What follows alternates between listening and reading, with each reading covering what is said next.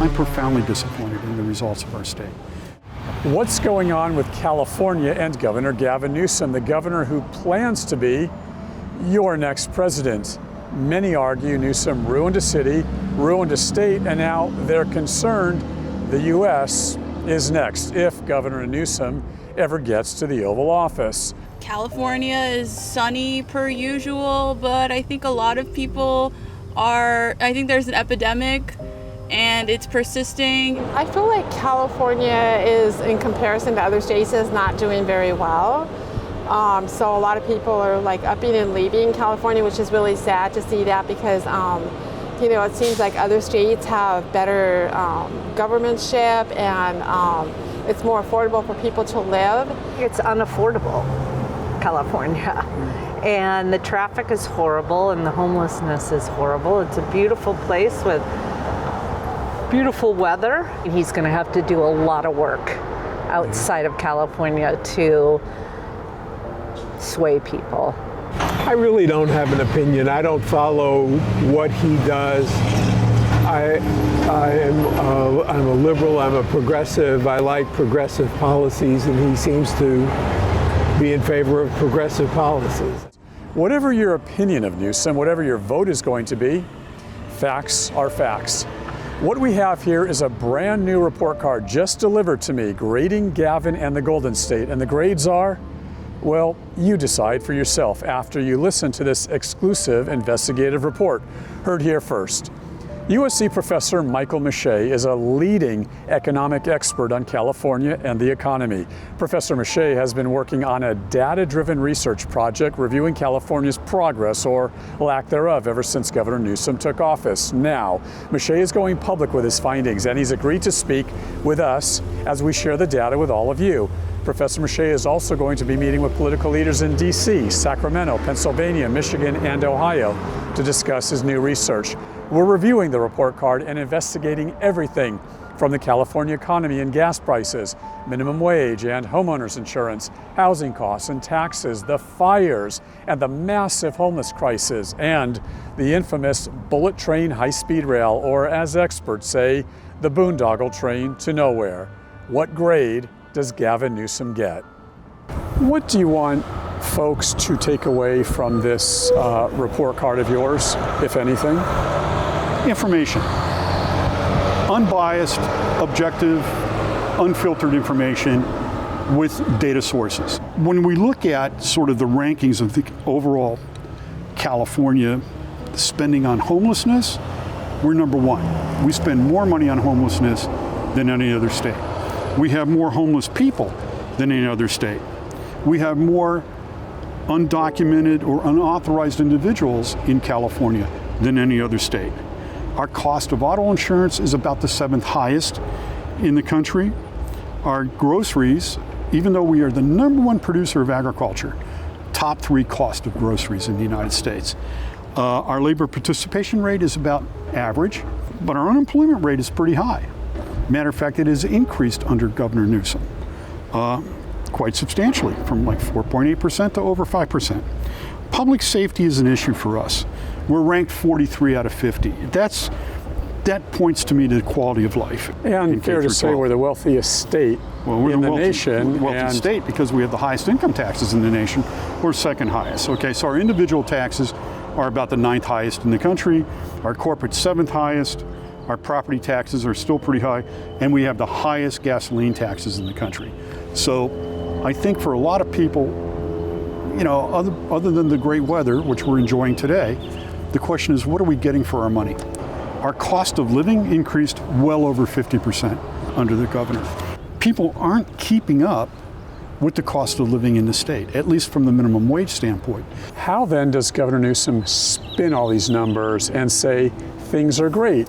California is doing amazing. Everything is fantastic here. I don't get it, because you've got one set of numbers. He seems to have a different set of numbers. Well, he's a politician. I'm not. I'm just a simple professor. But let's look at the reality. Who's left the state? Oracle's left the state. Toyota's left the state. Chevron just left the state. Coca-Cola just closed a bottling plant down here. Anheuser-Busch, that's been here for years and years and years, has closed something down. So irrespective of what they might say, the reality is actually something different. There's a reason why major corporations have left the state. There's a reason why the refineries, we've gone from 43 down to 6 today, have left the state.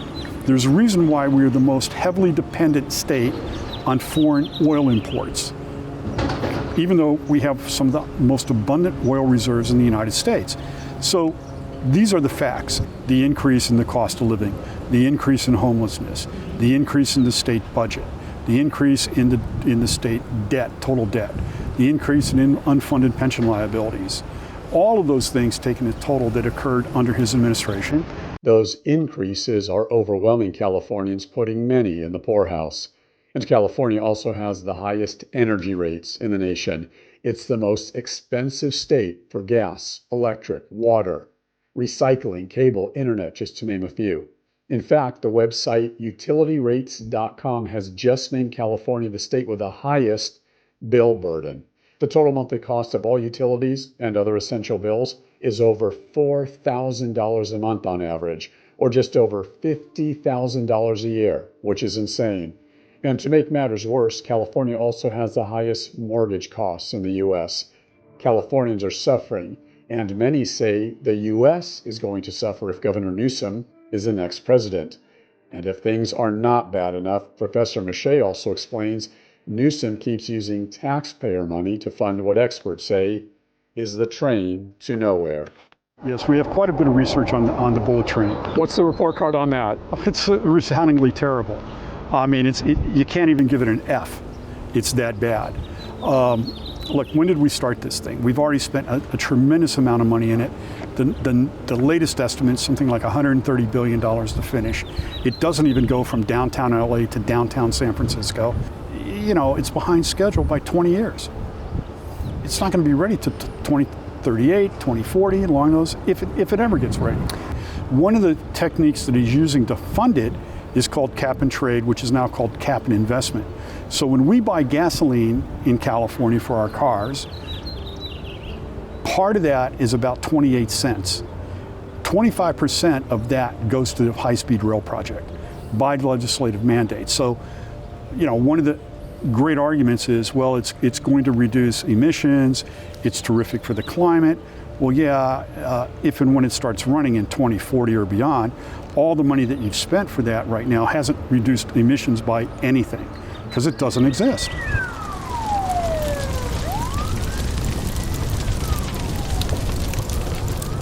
Take a look. Take a look. It's been well over a year since the fires in the Palisades. We're not standing in Lebanon or Beirut or someplace like that. Okay, the Gaza Peninsula. We're in California. Well, it was one time one of the great buildings of Pacific Palisades, but today it's a relic. Almost something like out of the Gaza Strip at this point. But of course, it's a victim of the fire. And of course, we get fires in California. Lightning strikes, people create fires, all sorts of different things create fires. But in this instance, the mayor was absent. There was an absence of leadership. And somehow, miraculously, the reservoirs were drained. So the firefighters were really, had no particular ability early in the fire to confront the fire because of the lack of water supplies. Was that a state issue? Well, I think it's both a state and a city and a county issue. Yeah. It's a leadership issue. Right. This is a strategic planning issue. It's an emergency readiness issue, but above all, it's a leadership issue. And if I were a resident of Pacific Palisades, I'd be damn mad. Frankly, leadership has been way underwhelming. And I think, a different type of leadership style and a more engaged electorate would probably allow us to recapture truly the Golden State. How are people going to be able to read your work? It'll be available for downloading when this is finished. But when it's finished, it'll be available to the public on a website for free. They can go and look at it. I'm not being funded for it. I'm not being paid for it. I'm just a data geek who likes to do this work.